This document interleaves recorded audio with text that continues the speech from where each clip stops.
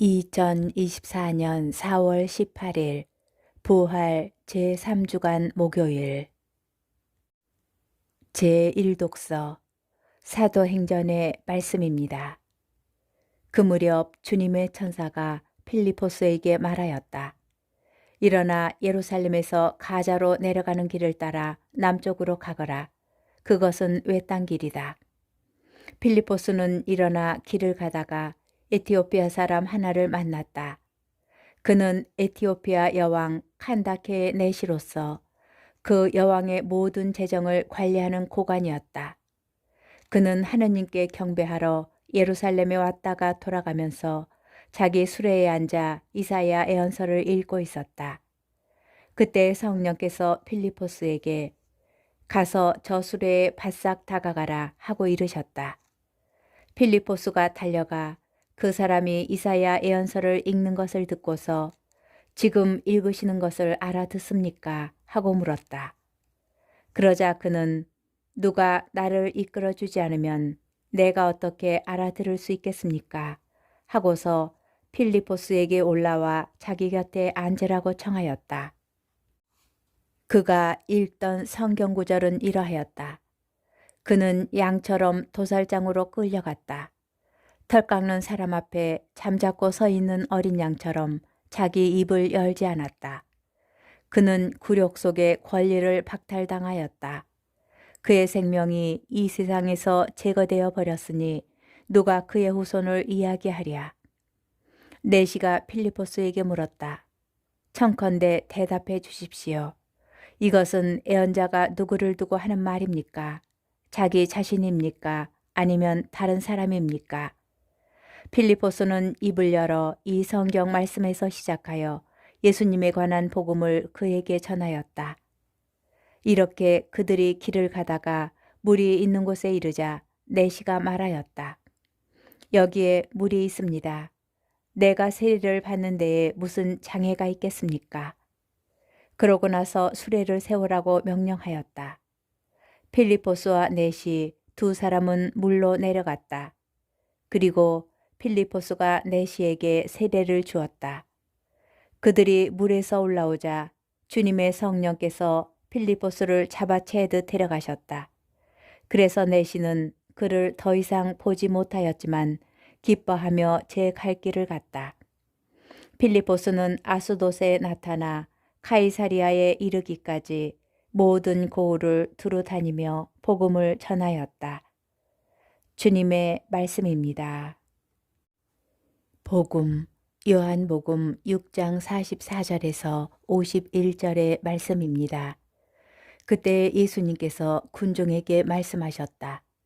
나를 보내신 아버지께서 이끌어 주지 않으시면 아무도 나에게 올 수 없다. 그리고 나에게 오는 사람은 내가 마지막 날에 다시 살릴 것이다. 그들은 모두 하느님께 가르침을 받을 것이다. 라고 예언서들에 기록되어 있다. 아버지의 말씀을 듣고 배운 사람은 누구나 나에게 온다. 그렇다고 하느님에게서 오니 말고 누가 아버지를 보았다는 말은 아니다. 하느님에게서 온 이만 아버지를 보았다. 내가 진실로 진실로 너에게 말한다. 믿는 사람은 영원한 생명을 얻는다. 나는 생명의 빵이다. 너희 조상들은 광야에서 만나를 먹고도 죽었다. 그러나 이 빵은 하늘에서 내려오는 것으로 이 빵을 먹는 사람은 죽지 않는다. 나는 하늘에서 내려온 살아있는 빵이다. 누구든지 이 빵을 먹으면 영원히 살 것이다. 내가 줄 빵은 세상에 생명을 주는 나의 살이다. 주님의 말씀입니다. 오늘의 묵상. 그들은 모두 하느님께 가르침을 받을 것이다. 우리에게 큰 위로가 되는 말씀입니다. 하느님께서 어떤 방식으로든 당신의 뜻과 생각을 우리에게 가르쳐 주시고 이끌어 주신다는 약속이기 때문입니다. 오늘 독서는 이와 관련된 아름다운 예를 한 가지 소개합니다. 에티오피아의 관료로서 하느님께 경배하러 예루살렘을 방문한 고관은 성경을 읽고 있었습니다. 당시 박해 때문에 예루살렘을 떠나야 하였던 필리포스에게 성령께서 가서 저수레에 바싹 다가서라 라고 지시하시는데, 이때 바싹 다가서라 라고 옮긴 그리스말 동사 콜라오는 매우 가까이에서 마치 하나가 되는 것처럼 바짝 붙어 있는 상태를 말합니다. 누가 나를 이끌어주지 않으면 내가 어떻게 알아들을 수 있겠습니까? 라며 답답해하는 관리에게 바로 곁에서 하나하나 가르쳐주는 상황을 묘사하고 있는 것입니다. 물론 여기에서 알아듣다는 성경을 열심히 공부해서 이론적 지식을 얻는 것이 아닌 하느님께서 이루신 구원의 신비를 이해하고 그 현실을 굳게 믿음으로써 주님의 사랑과 평화를 내재화하는 구원의 알물 뜻합니다. 빌리포스의 설명으로 구원적 알물 얻게 된 관리는 기뻐하며 말합니다. 내가 세례를 받는 데에 무슨 장애가 있겠습니까? 하느님의 가르침으로 그분의 뜻을 제대로 이해하면 살아가는 데에 그 어떤 것도 장애가 될 수 없습니다. 말씀을 성령의 인도와 가르침으로 접근하지 않을 때 매우 심각한 오류를 불러오기도 합니다.